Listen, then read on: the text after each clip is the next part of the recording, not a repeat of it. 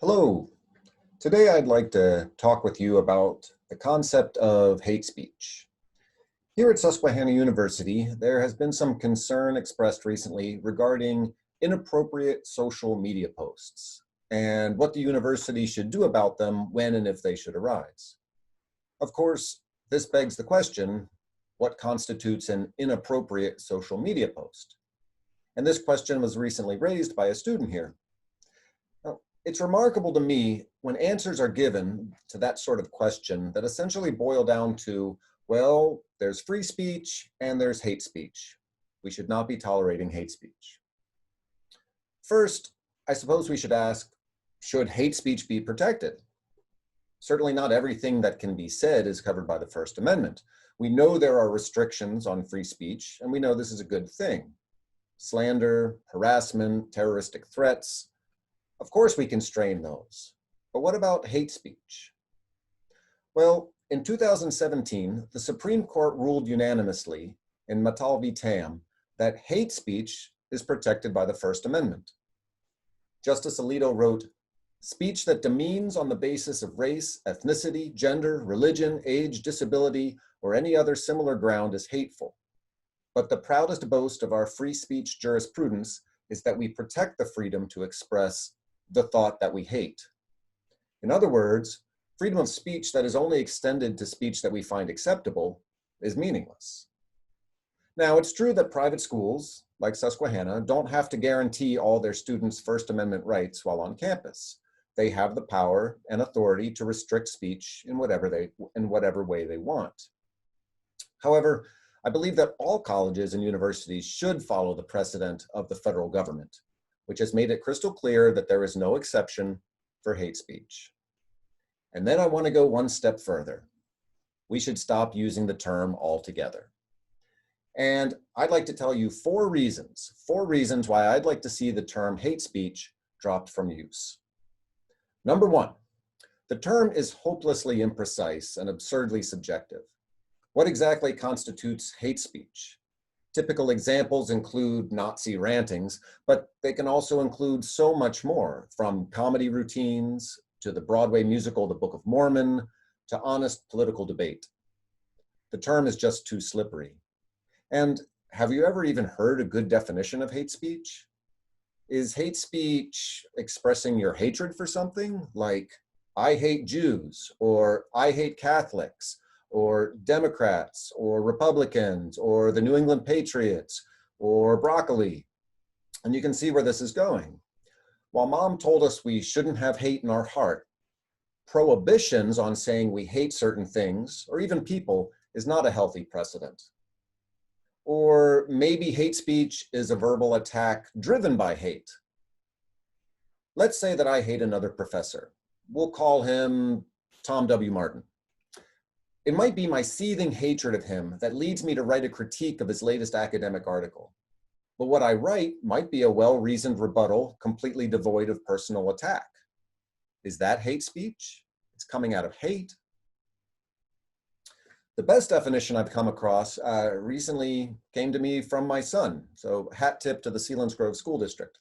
He said, hate speech is language used intentionally to hurt another person. That's not bad. But how bad does the pain have to be for it to be hate speech, or for us to be ready to censor it? If I say, that mole makes you look like you have a coconut growing out of your face, well, that could be pretty hurtful. But what if I yell brick at a player from the opposing basketball team after he misses a shot? Or think about political memes. They are often mocking people of the other political party, and mocking people is intentionally hurting them. So no more political memes? At the end of the day, I'm honestly not even sure what constitutes hate speech. Add to this that there are people out there who thrive on giving the worst possible interpretation to things that you say, and you can very easily find yourself labeled as a purveyor of hate. I'd prefer to challenge ourselves to use more precise language, like slander, libel, harassment, threat, or being a jerk. The category of hate speech does not make things clearer. Second, who decides what is and is not hate speech? Well, it's those with the most power in the community. And that's a dangerous arrangement. Now, if you've got power or have friends in power, you may not mind, but you're establishing a dangerous precedent. And sooner or later, when you run afoul of those with more power than you, you're screwed.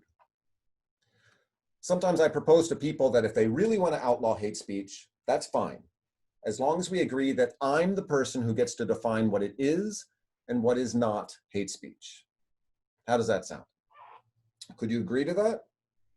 People who think like me might say, sure, after all, I'm a fairly decent and honest guy. But those whose politics and concerns are different than mine might have some serious reservations. What will he include? What will he exclude? And they would be right to have this concern. Not because I'm a bad guy, but because that's too much power for someone to have in judging something as political and subjective as hate speech. I might also add, the person who does get the job of determining what is hate speech is probably some person who really wants that job. And the last person you want in that position is the person eager to take on that responsibility. Number 3, the term hate speech is often used as a cudgel to stop debate and discussion. If you want to stop a person from expressing her opinions, just label her words hate speech.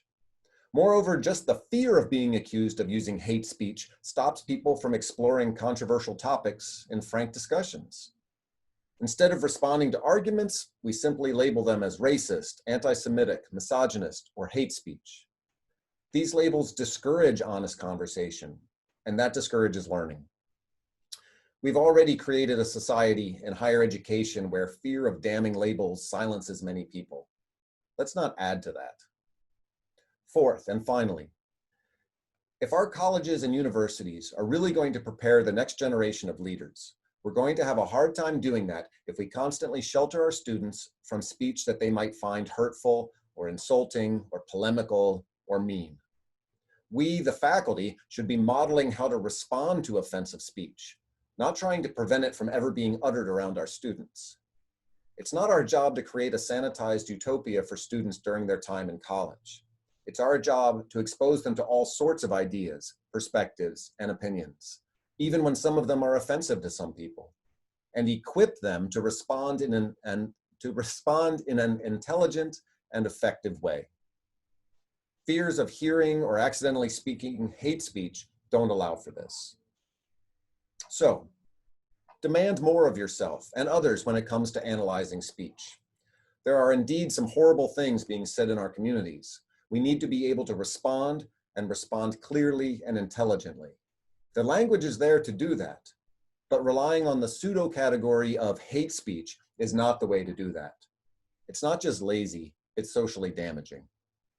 Thank you.